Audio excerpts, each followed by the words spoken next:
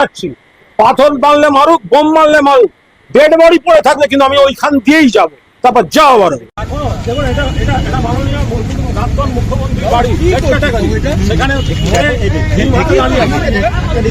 সেখানে এখানে দাঁড়িয়ে আছে, কারা কারা বেরোবে অ্যাটাক করবে। এটা প্রাক্তন মুখ্যমন্ত্রীর বাড়ি,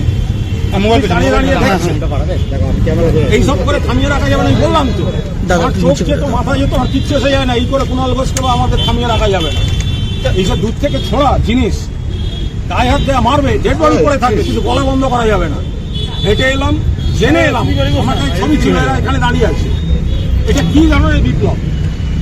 একটা কিছু গুন্ডাগিরি করে এসে ছুঁড়ে মারা, এগুলো বিপ্লব হচ্ছে? খেয়ে এবার অমলেট করে খেয়ে নিই। মমতাদি করেছেন, কে অত্যাচার করেছে? যার কি মানে জায়গা পাইনি।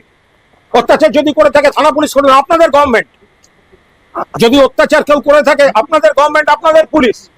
অত্যাচার করেছে বলে রাস্তা অ্যাটাক করা হবে, এটা কোনো কথা হলো?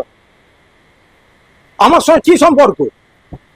আপনি বলুন আমার সঙ্গে কি সম্পর্ক? ও বললো, আপনি একটা প্রশ্ন করলেন, আপনি জিজ্ঞেস করলেন না কি অত্যাচার করেছে? আপনি জিজ্ঞেস করলেন না কুণাল ঘোষ কি অত্যাচার করেছে? আপনি জিজ্ঞেস করলেন না যে লোকটাই মমতাদির বাড়ি থেকে বেরোবে বা মমতাদির বাড়ি অ্যাটাক, এটা কি করে হতে পারে? এটা তো অন্য কোনো জায়গায় হলো না শহরে, এটা তো মমতা ব্যানার্জির বাড়ি, যিনি জেড সিকিউরিটি প্রোটেক্টি, তার বাড়িতে হলো। এটা কি করে হতে পারে? একটা লোক দাঁড়িয়ে বলে দিল অনেক অত্যাচার করেছে। কোন অত্যাচার করা হয়েছে? আর যারা যখন উপকার নিয়েছে, যে মেরেছে ওকে জিজ্ঞাসা করুন চাকরিটাকে দিয়েছে, জিজ্ঞেস করুন কোথায় চাকরি করতো। গাড়ি আমার এখানে আনতে হবে না, আমি ওখান দিয়ে হেঁটে যাব। আমাকে কজন মারে, কতখানি মারে।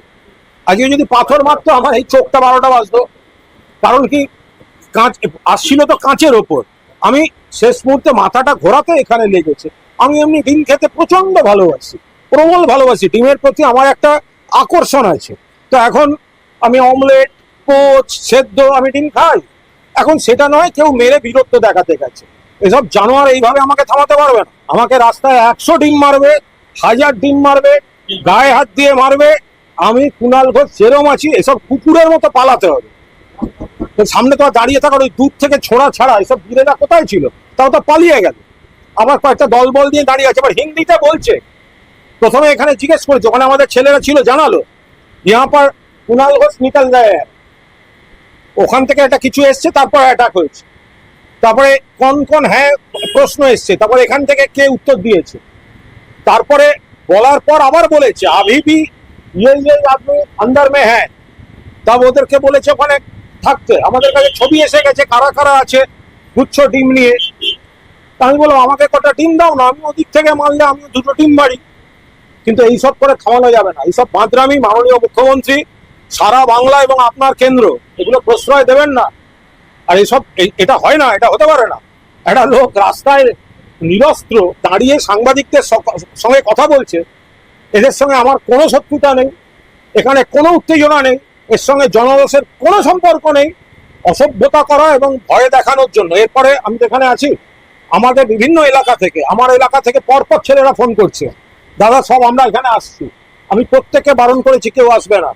এখানকার ছেলেরা বলেছেন, সিনিয়র নেতারা ছিলেন, দাদা আমরাই যাচ্ছি। আমি বলছি কেউ করবে না, কারণ এখানে যদি আমরা আবার ছেলে নিয়ে যাই, পুলিশ তো তখন আবার বিজেপির দলদাসের আচরণ করবে, আমাদের ছেলেগুলোকে কেস দিয়ে দেবে, তাদের বেল করতে আবার আমাদের আর এক সমস্যা হবে।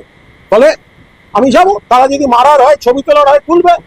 তাতে ওরা এইভাবে কণ্ঠরোধ করা যায়নি, এইভাবে কণ্ঠরোধ করা যায় না। আর কুণাল ঘোষকে গায়ে হাত দিয়ে মেরে, আরে কুণাল ঘোষকে একসময় সামলাতে 150 পুলিশ সামলাতে পারতো না। এই 2টো কুকুর বেড়াল আমায় কি করবে?